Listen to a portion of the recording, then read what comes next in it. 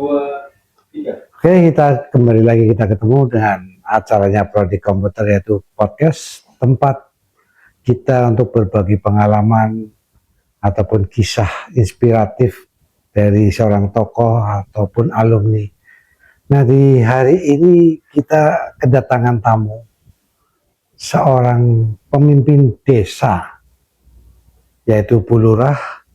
Tapi siapa sangka di hari ini Bu Lurah ini adalah alumni D3 Teknik Komputer. Selamat datang Bu Lurah. Selamat datang Pak Teguh. Ya Allah, ini suatu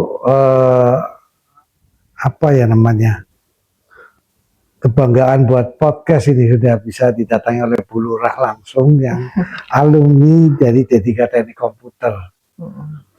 Semoga ini bisa menginspirasi untuk para alumni ataupun calon-calon mahasiswa yang lain, biar nantinya terinspirasi dari Bu Lurah. Ini nanti kita akan gali pengalamannya Bu Lurah dari mulai kuliah sampai bisa berhasil menjadi seorang lurah, Bu. Kita awali aja, Bu, kita bincang-bincangnya. Bisa ceritakan sedikit ya, Bu, kita bagaimana Bu Dwi ini tadinya milih D3 Teknik Komputer. Iya Pak Teguh, jadi waktu itu memang saya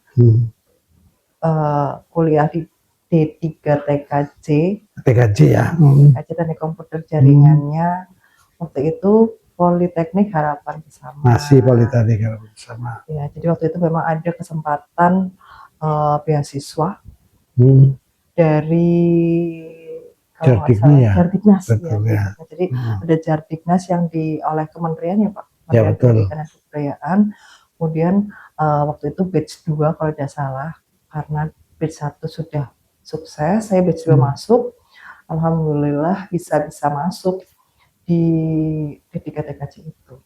Itu dari lulus SMA langsung masuk TKJ itu atau ada jeda dulu? Iya, saya sempat jeda dulu Pak, saya harus ada kepikiran buat kuliah waktu itu karena dari lulusan SMA saya coba untuk peruntungan di STAN waktu itu pernah, mencoba di SMPTN juga pernah. Tapi ya gagal juga sih, kebetulan di pilihan kedua, dan gagalnya ya karena ada persyaratan administrasi yang belum bisa ya.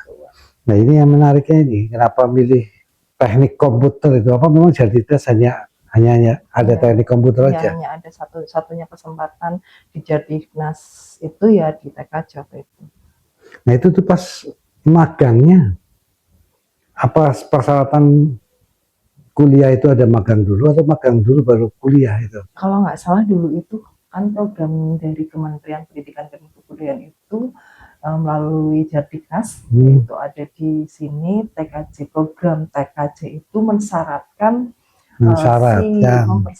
si mahasiswanya harus magang di sekolah. Kalau nggak salah dulu, kalau tidak salah ingat dulu untuk rintisan Dapodik apa saya kurang lupa ingat. Makanya setelah masuk ya harus mau nggak mau kita harus memenuhi magang itu di sekolah tertentu. Di sekolahnya di sekolah negeri Pak. Negeri 7 Pekauman ya? Iya, di belakangnya. Yang dulu berarti alumni situ Bu, SD-nya? Iya. SD situ juga, saya juga setelah matur baru boleh untuk bisa magang di sana. Kebetulan di sana juga butuh tenaga juga. Jadi megang apa dulu? Berarti waktu itu juga di TU ya Pak. Udah administrasi ya. Iya. Itu di semester berapa pas kewajiban magang? Semester awal. Iya, sudah diharuskan ya. Nah, itu cara membagi waktu untuk kuliahnya bagaimana dulu? Waktu itu Masya Allah Pak Teguh, kalau mau flashback ke belakang, jadi karena saya basicnya bukan orang tua mampu, jadi basicnya juga keluarga yang dibilang menengah ke bawah. Jadi untuk bisa waktu itu bisa mikir buat kuliah tinggi ya kadang nggak menyangka juga sampai bisa kuliah, makanya waktu ada program TKJ ya aku Hmm. menyambut baik dan ini harus masuk nih, walaupun jalan itu tak tempuhnya ya tadi yang Pak Teguh tanyain Hmm. gimana cara membaginya, padahal waktu itu saya nggak mungkin juga dong cari uang jajan mengandalkan uang orang tua. Saya juga waktu itu Betul. juga kerja Pak. Oh, Waktu iya, ada job juga. iya jadi Dual job berarti sebelum magang triple magang, kuliah dan kerja waktu itu. di mana? Waktu itu aku jadi sales promosi. Waktu itu ada beberapa penerbit buku banyak. Hmm. Yang terakhir itu di anak Gramedia Group di Alex Media Komputindo, di mana tempatnya dulu di toko buku Karisma di Ritamol. Ya. Nah itu yang mau saya bagi waktunya dengan bekerja kuliah ya. Iya. Kita kan perlu tahu kuliah di komputer perlu waktu khusus lah untuk belajar. Ini bagaimana cara bagi waktunya nih? Ya, Masya Allah sekali dari pagi dari pagi saya sempatkan buat ke sekolah karena jam kerjanya waktu itu jam kerja apa di Alexpedia waktu itu di di retail maksudnya. Di retail itu kan mulai jam 9 pagi ya Pak. Oh, jam 9 Maksimal ya. jam setengah 10 sudah sampai di sana. Untungnya itu ada kelonggaran dari manajemen waktu itu karena kan Gramedia tempatnya bukan di sini ya Pak. Gramedia itu kita hanya counter di sini. Oh, di Ritamol ya. Di Ritamol. Jadi ke supervisor kami di Jogja waktu itu. Jadi ketika kita menyampaikan kita niatnya mau kuliah, kita mohon batasan waktu semester setengah 10. Jadi pagi dari setengah 7 saya sudah di sekolah. Setengah 7 pagi sudah di sekolah sampai jam setengah 10, jam 9 lebih lah ya. Sehingga setengah 10 saya sudah ganti baju untuk di retail. Oh, luar biasa sekali ya. Iya, dan kalau libur saya full magangnya. Untungnya yaitu alhamdulillah dipenuh dan kuliahnya kan waktu itu sore ya Pak. Sore ya. Sore, jadi ketika pulang jam 4 saya langsung kuliah Pak sampai malam. Ya, sampai malam waktu itu kalau nggak salah. Jadi memang sudah terbagi waktunya untuk tapi bisa. Dilalahnya di retail itu teman satu shiftnya mau mengerti kondisi saya, Didukung lah ya sebenarnya gitu ya. Iya. Jadi memang banyak dukungan dari pihak sekolah juga dukung, dari perusahaan waktu itu juga dukung. Yang penting saya ada bisa all out, bisa sepenuhnya waktu saya mau komitmen untuk sepenuhnya waktu di tempat-tempat itu. Gitu. Alhamdulillah di Polteknya juga longgar, artinya dosennya baik-baik waktu itu. Bisa lah ya berkolaborasi. Jadi kolaborasi gitu. Nah ini yang menarik ini, apakah waktu kuliah itu sudah terbayang nih karirnya mau seperti apa dulu? Ada Pak, ada Pak. Saya nggak ada bayangan mau jadi apa. Yang penting waktu itu ada kesempatan di depan mata ya saya jalani aja. Ya kan kalau saya lihat CV-nya kan lulusannya SMA nih, SMA negeri ya, yang notabene-nya tuh ya belum ada lah mata kuliah untuk komputer nih. Bagaimana kiat mengikuti perkuliahan di teknik komputer itu? Ya itu tadi banyak kemudahan yang didapat. Saya dapat teman-teman yang juga mendukung. Waktu itu banyak saudara juga yang mendukung, dosen juga mendukung. Jadi waktu itu ada asisten dosen juga yang mendukung. Jadi karena adanya mungkin komunikasi kepada satu sama lain, dan dilalah juga teman-teman juga banyak yang membantu keterbatasan saya waktu itu. Alhamdulillah lancar sih Pak. Saya juga nggak menduga dipermudah seperti itu. Maksudnya biasa sekali. Nah ini biar pemirsa tahu Mbak Dwi ini ya bisa dilihat dari yang tadinya dari keluarga dibilangnya menengah ke bawah, tapi dengan semangat yang tinggi beliau ini bisa meneruskan kuliah walaupun sambil dengan kerja, berbagi waktu. Nah ini menariknya lagi setelah lulus nih Mbak, setelah lulus D3 teknik komputer, itu langsung kerja lagi atau masih meneruskan magangnya atau? Setelah lulus dari D3 itu saya sempat cari pekerjaan yang agak lebih baik, gitu. Dari yang promosi, kemudian saya sudah pegang ijazah Ijazah. D3 dan saya coba daftar ke bank swasta waktu itu di, kalau nggak salah di NSP, Di Tegal juga. NSP, Pak NSP. Dan juga itu juga sebentar sekali. Terus kemudian sempat di finance. Nah, dari jarak lulus sampai bekerja di bank itu berapa lama? Segera sih, selang 1 bulan 2 bulan saya langsung. Oh ya, dia pemirsa. Jadi lulus D3 Teknik Komputer itu nggak lama untuk bisa mendapatkan kerja. Contohnya Mbak Dwi ini bisa langsung 2 bulan ya, bisa langsung diterima. Cepat sih. Nah, terus lanjut Mbak. Setelah dari bank kemana lagi?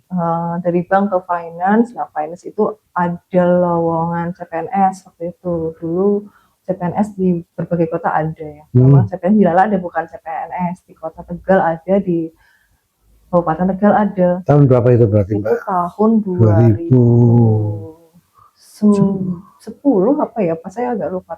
2010 awal kalau nggak salah. 10 awal ya. Iya, 2010 awal. Waktu itu tidak lama kok pengumumannya.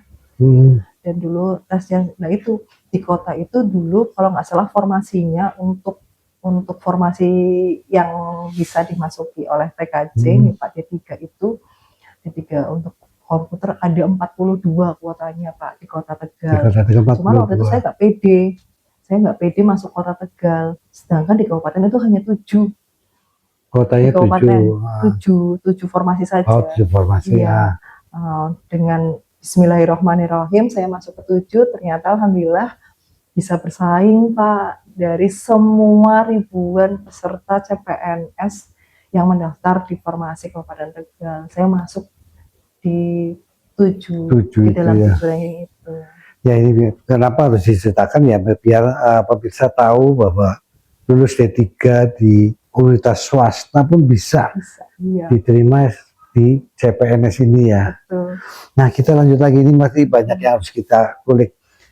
Pertama masuk di CPNS itu di dinas apa itu Mbak? Waktu CPNS 2000, saya lulus 2010, penempatan TMT 2011, awal bulan April kalau nggak salah, saya dapat surat penugasan di Dukcapil, Dinas Kependudukan dan Pencatatan Sipil Slawi. Oh, di Dukcapil Slawi ya.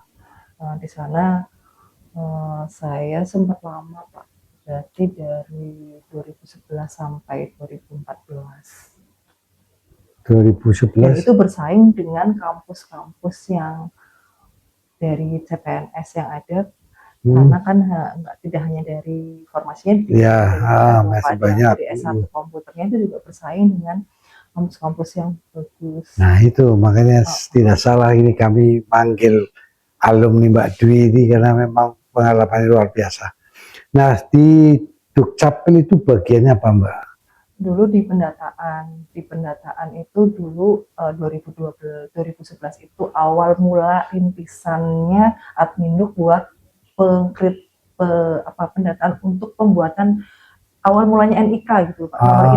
Ya, baru-baru itu ya pertama itu ya. Iya, jadi kita itu mengklarifikasi validasi data-data yang ada di bawah yang mungkin asal mulanya dari BPS atau RT RW setempat ya, dari si warga itu, yang kemudian disampaikan oleh kepada Dukcapil. Lah kita tugasnya untuk mengentry ke sistem administrasi kependudukan waktu itu. Nah dari mata kuliah yang sudah dipelajari itu yang paling berperan apa yang dipakai terus dalam kerja nih sebagai peranata komputer ya berarti istilahnya. Peranata komputer. Ya, apa itu mata kuliah apa yang paling banyak dipakai dulu, mata kuliah singkat ya nih? Saya agak lupa ya, cuman yang saya pahami hampir semua mata kuliah itu secara tidak langsung, meskipun jatuhnya tidak secara tidak langsung ya, berperan semua dalam proses kinerja di pemerintahan. Ya itu kan awal-awal kan memang susah lah mungkin ya untuk penerapannya ya, tapi Mbak Dwi bisa.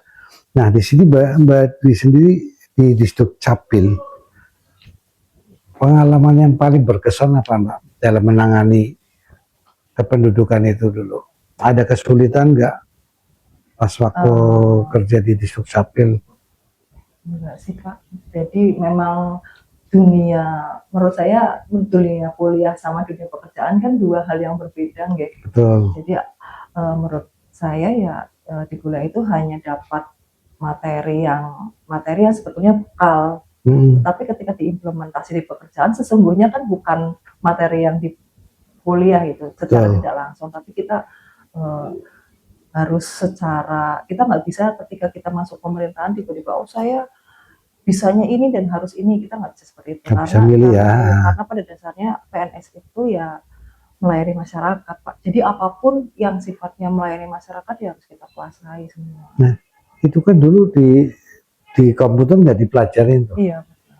Kenapa Mbak Dwi itu bisa beradaptasi?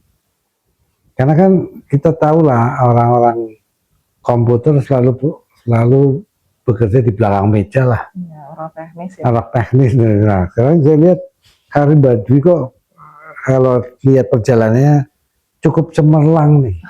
Apa nih kiat-kiatnya nih? Apa dulu sudah, wah ini pas nih saya kerja di Dukcapil nih. Apa sudah merasa seperti itu pasti di Dukcapil atau masih ada yang kurang nih?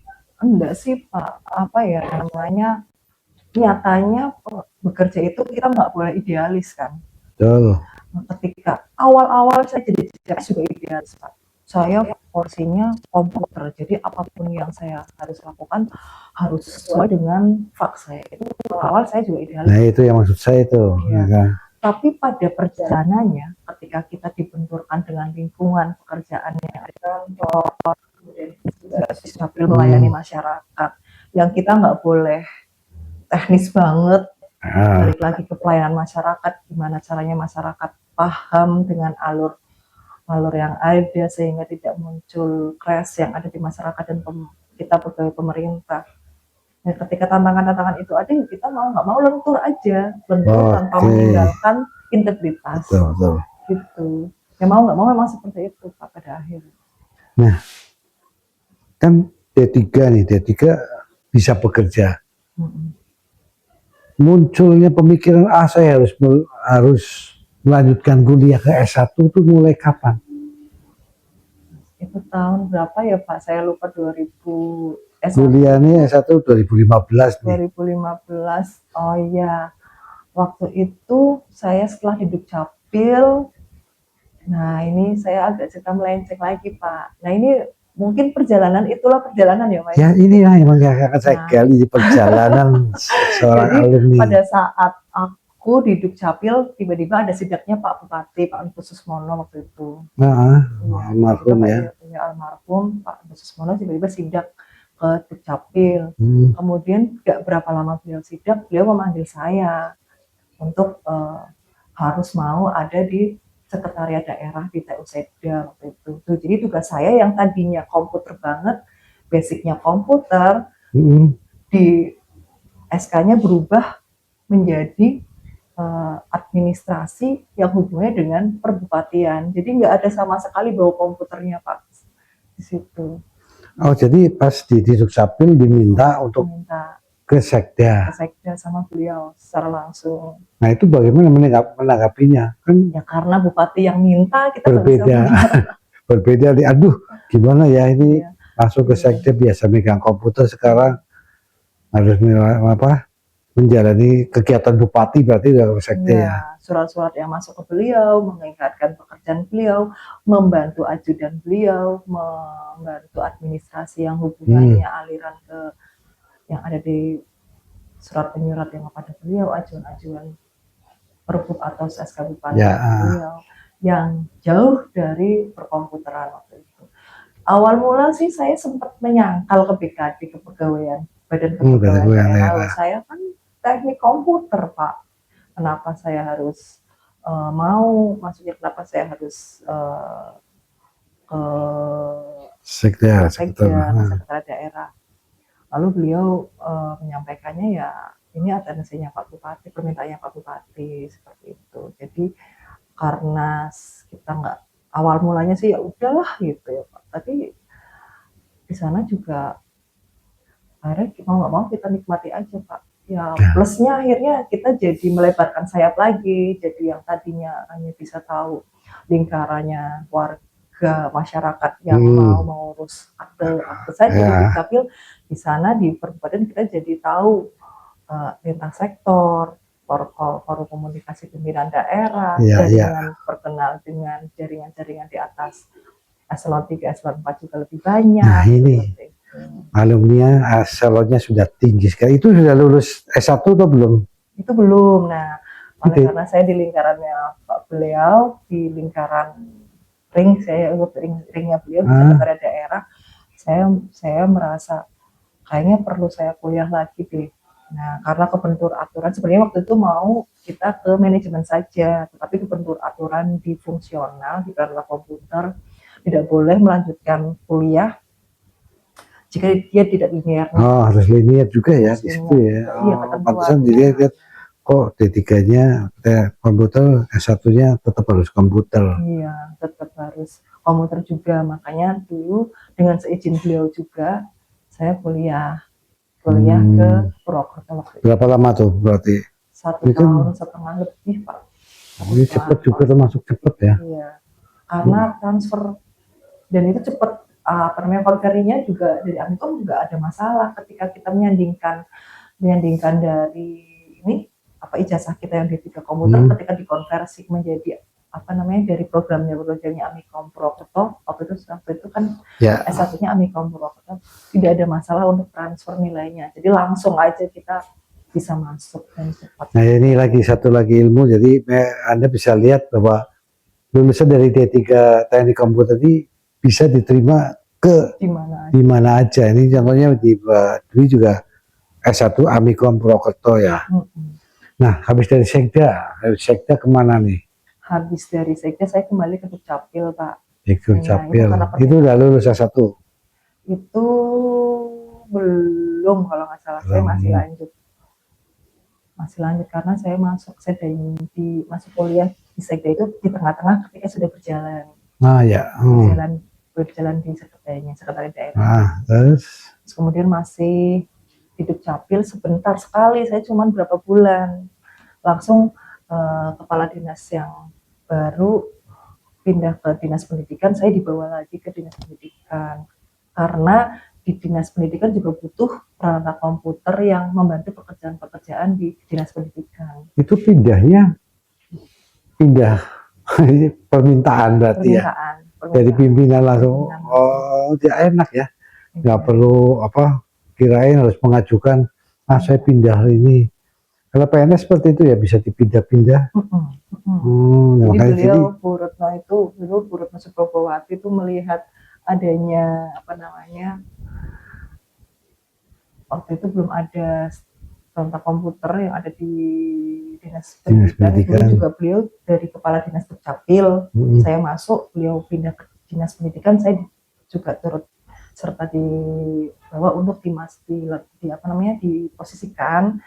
diposisikan di bidang yang memang membutuhkan sentuhan peralatan komputer. Nah itu kan bukan hal yang mudah kan. Dari Disdukcapil ke dinas pendidikan kan itu hal yang berbeda nih. Iya, semuanya berbeda Pak, adik-adiknya berbeda. Ya iya, ini bagaimana lagi beradaptasinya lagi. Adaptasi dari tadi Disdukcapil, sekda, terus ke dinas pendidikan, apa ada masalah itu? Pasti masalah ya Pak, karena kulturnya setiap dinas kan berbeda. Dan tingkat kebutuhannya juga beda dari Dukcapil yang setiap harinya, karena kabupaten itu kan juga ramainya luar biasa. Luas ya, luar biasa. Jadi dari yang crowdednya luar biasa, melayani tadi warga, ke sekretaris daerah yang melayani pimpinan, kembali lagi kepada warga lagi, kemudian melayani pendidikan di kabupatennya, pasti kultur yang berbeda. Kultur shocknya ada Pak juga, yaitu yang mau nggak mau akhirnya kita penuhi dan kita lakukan. Nah ini perjalanannya memang benar-benar penuh inspiratif. Nah ini lagi lulus lagi S2 S3 BPT Jateng. Kenapa mau kuliah lagi? Ini harus saya pertanyakan ini, kenapa Ya, mesti kuliah S2 lagi? Kan cukup tuh udah S1 cukup nih, kenapa harus ke S2 lagi? saya merasa yang namanya kesempatan buat bisa sekolah lagi itu tidak hanya cukup di satu saja ya Pak. Kalau Itu bisa kemauan sendiri kemauan atau, sendiri sih, iya. ada Itu dari dorongan suami juga pasti, tapi itu murni saya sendiri. Dan suami support waktu itu. Memang ada dari diri sendiri Pak, pengen kuliah, cuma saya pengen kuliah, terus pengen bisa berkarir, pengen ada ilmu, dan S2 saya kan agak berbeda dari Nah komputer ya iya Pak. kan maksudnya kenapa milihnya MM itu dasarnya apa? Manajemen, jadi S2 yang saya ambil itu dulu manajemen. Karena manajemen saya pengen bisa lebih bisa menguasai manajemen, entah itu manajemen sumber daya manusianya, manajemen pemerintahannya, Berarti ketemu karir itu di dinas pendidikan ya. ketemu karir di dinas pendidikan. Nah, sampai bisa menemukan, oh saya harus meningkatkan karir kuliah MM nih. Iya, saya menemukan karena di dinas pendidikan itu kan ternyata tidak hanya membangun teknis Pak, tapi juga membangun manusia. Di dinas Di dinas pendidikan. pendidikan ya juga membangun manusia, membangun anak-anak kita, gimana caranya dengan program-program dari kementerian yang ada di breakdown ke daerah, tersampaikan ke siswa, tersampaikan ke guru. Nah ini kan amanah-amanah yang mulia ini harus kita pastikan bisa merasuk ke mereka semua sesuai dengan Luar visi-misi biasa sekali nih kementerian. Mbak Dwi, masih muda tapi pemikirannya aduh melompat jauh kemana-mana ini memang. Nah terus ini terakhir ini kenapa jadi lurah ini? Ini saya bingung ini. Saya juga bingung Pak Kenapa jadi lurah di desa Procot Slawi ini? Saya juga bingung Pak, saya kenapa. Itu maksud di dinas sampai pendidikan. sekarang masih belum percaya saya jadi lurah. Loh kenapa? Ada hal yang saya pelajari. Jadi lurah itu tidak serta-merta hanya karena dipilih. Ada faktor lain, orang memilih seseorang itu menjadi pemimpin. Katanya seorang lurah itu harus pinter ini. Gitu ya Pak. Saya juga kurang tahu karena lurah tahun ini, jadi beliau ini adalah atensinya Pak Bupati secara langsung juga. Bupati yang baru ya. Rohman, ya, Pak Haji Ishak Maulana Rohman. Jadi beliau memang kepengen ada wajah baru di Amalurah. Jadi stigma kelurahan yang terpinggirkan itu berubah menjadi stigma kelurahan yang peremajaan stigma kelurahan. Jadi yang dulunya kelurahan beliau menginginkan kelurahan yang notabene dianggap oleh masyarakat ayam tentrem tanpa ada inovasi, tidak ada greget. Beliau pengennya memasang lurah yang muda, yang energik seperti itu menurut beliau, sehingga nah itu yang mau saya tanyakan. Kan Bapak berarti nggak kenal sama Mbak atau kenal deket? Enggak juga, beliau nggak kenal. Kenapa milih? Nah saya masih bingung kenapa jatuhan pilihan ke Mbak Dwi. Berarti kan ada sebuah prestasi ini oleh Mbak Dwi. Saya juga kurang tahu ya Pak. Beliau dengan sebenarnya yang tahu cuma beliau mungkin Pak sama BPKSDM. Saya juga kurang paham masalah itu. Iya karena ya logikanya kan seperti itu. Orang memilih kan harus tahu siapa Mbak Dwi ini, kenapa dipilih jadi lurah Procot. Ya ini jadi perjalanan panjangnya Mbak Dwi ini memang luar biasa ya, bisa kalian nanti tonton ini podcastnya biar tahu dari lulus D3 Teknik Komputer bekerja ya banyak sekali yang ditempuh mulai dari magang di SD, terus jadi sales promotion, terus lagi kerja di bank, kerja di dinas di Sdukcapil, dinas pendidikan, sekda. Ini nanti ada pelajari lagi. Jadi di sini nanti biar bisa menginspirasi. Nah, harapan Mbak Dwi nih Pak, Mbak, untuk di Desa Procot mau diapain lagi nih harapannya? Biar jadi apa nih Desa Procot, kan saya lihat sudah bagus nih, kemarin udah bersih, mau diapain lagi di Desa Procot? Iya, kebetulan Kelurahan Procot itu kan berada di tengah-tengah Kota Slawi, Pak. Jadi wajahnya Kota Slawi itu ya Kelurahan Procot, dengan luas yang cukup luas, dan di sana ada 5 RW sama 5 RW ya. 5 RW dan 24 RT di sana. Ternyata dari awal saya masuk tidak ada media sosialnya. Nah, oke, akhirnya karena tidak ada media sosialnya, tergelitik di Kelurahan Procot yang notabene di tengah kota tidak ada media sosialnya. Akhirnya tergeraklah inisiatif saya yang punya dasar perkomputeran mungkin ya Pak, editingnya aja masuk gitu mungkin, karena saya juga secara teknis juga lulusan komputer, terus dari awal itu ya kita tergerak untuk bikin media sosial. Sebenarnya media sosial itu sebagai wadah penghubungnya antara kelurahan sama warga, dan sebagai media untuk menyampaikan menyampaikan program atau progres-progres yang dilakukan oleh pemerintah kelurahan atau melalui pemerintah kelurahan. Itu luar biasa sekali Pak sekarang. Jadi atensinya juga bagus, kemudian di Instagram juga bagus, di TikTok juga luar biasa bagus. Jadi sekarang Kelurahan Procot punya wajah digital yang bagus. Nah, ke depan kayaknya kita ada website untuk ke sana, tapi nanti kita mungkin butuh dukungan dari pemerintah daerah nih untuk mewujudkan website kelurahan. Nah, untuk website ini nanti bisa kita bantu kok, dari mahasiswa-mahasiswa kita juga sudah canggih-canggih kok, apalagi bikin website. Sudah mau bikin alat apapun nanti saya juga ingin kolaborasi mungkin dengan Desa Procot ya, jadi bisa terkait dengan penelitian atau pembuatan alat pertanian yang berbasis komputer kan ada. Makanya kita nanti akan kita coba gali kerjasamanya seperti apa itu. Jadi kita untuk mau juga Desa Procot, kita juga memberdayakan mahasiswa dari Harkat Negeri untuk bisa berkolaborasi. Nah, ini Mbak Dwi, mohon maaf karena baik loh Pak, menyambut baik atas inisiatif. Nah, itu saya juga berharapnya seperti itu. Jadi mohon maaf ini, tapi hari ini karena keterbatasan waktu ya, nanti kita bisa kembangkan lagi lah. Nah, untuk yang terakhir Mbak Dwi berikan kata-kata buat pemirsa di rumah, coba Pak.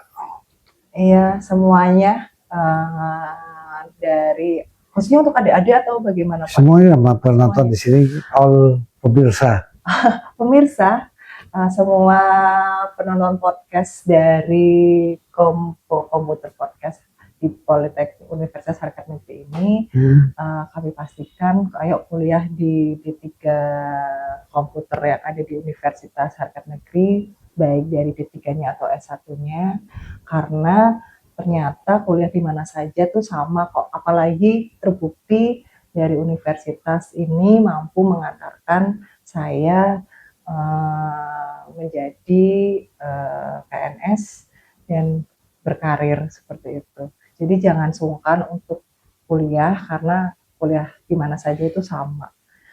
Itu Pak mungkin Pak. Terima kasih untuk hadirnya Bu Lurah. Saya masih kadang-kadang Bu, kadang-kadang Mbak. Tapi semoga di hari ini bisa menginspirasi dari perjalanan panjang Bu Lurah sampai bisa seperti ini. Terima kasih dan jangan lupa subscribe, like, and share. Terima kasih. Salam podcast.